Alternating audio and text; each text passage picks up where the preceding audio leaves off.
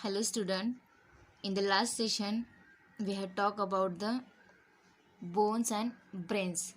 Okay, in the last session we had studied about the some parts of brain: skeletal system, rib cage, sternum. But today we are going to study about the most important concept in bones and brain is the ligaments and tendons. So let's learn about it.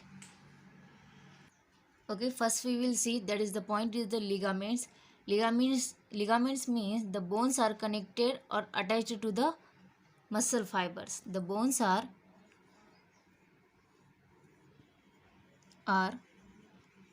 connected or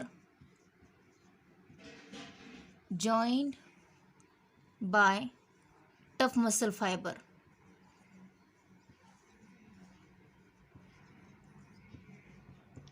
is called as the ligaments. Okay, it's called as the ligaments. You can write in another form beside of this definition, means bones plus bones equal to ligaments, means all bones are connected with the ligaments. It is the easy way to learn. Second one, it is the ligaments after tendons.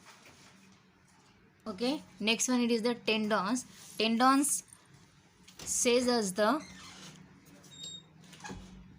bones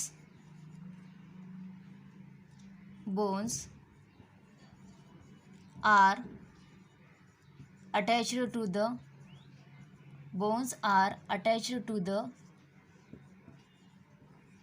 muscles of tendons. Tendons says us bones are attached to the muscle of tendons. In another way, we can write beside of this definition, bones plus tendons.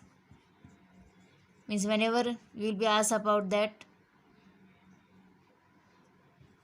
bones plus tendons equal to, bones plus muscles equal to tendons, and bones plus bone equal to ligaments. Okay, so you should know about that. The longest muscle in human body, it is the tongue. Because the tongue does not have a bone. So longest bone it is the tongue. Okay, next concept, that is the joints. What is meant by the joint? What would be the answer? Joint means where two or more bones meet together. Where two or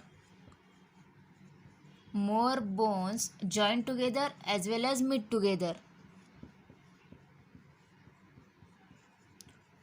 is called as the bones, is called as the joints. Okay, two or more bones join together because we can easily bend, we can easily raise our hand, we can easily down our hand, we can stretching, we can move like this. Means it is the muscle movements. It means two or more bones join together, it is called as the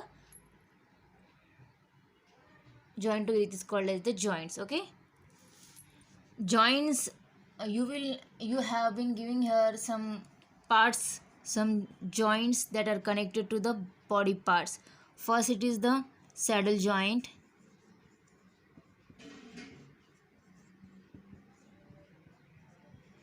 Saddle joint, we can tell the example, it is the thumb. Okay, for example, this is the thumb. Okay, thumb permits the up and down movements from move to side. That's why we can touch the fingers, we are able to the fingers by thumb like this. So it is the saddle joint. Next one, it is the ball and socket joint. Ball and socket joint implies that the 360-degree angle, it rotates in a 360-degree angle, and we can tell us in our body part, it is the shoulder and hip.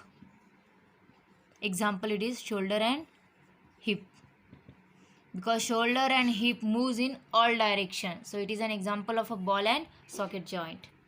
Third one, that is the hinge joint, and hinge joint rotates in an angle 180 degree.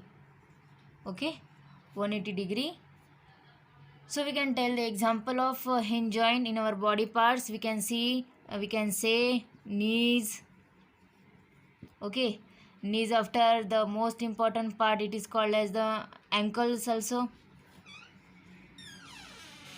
Okay, hinge joint we can tell the example knees, fingers and elbow, because knees we can bend also and we can straight also. Finger also we can bend also, we can straight also. Elbow also we can bend, we can straight. So it is an example of hinge joint, means it rotates in angle 180 degree. Okay, keep in mind. Okay, the next one it is, that is the gliding joint. Gliding joint, the one word substitute, it is called as the plane joint. Plane joint. And the gliding joint we can tell the example wrist and ankle. Wrist and ankle means that will moving gliding movement, means it will be the gliding movement, not we will move the fast. Okay, so it was all the concept in a joint.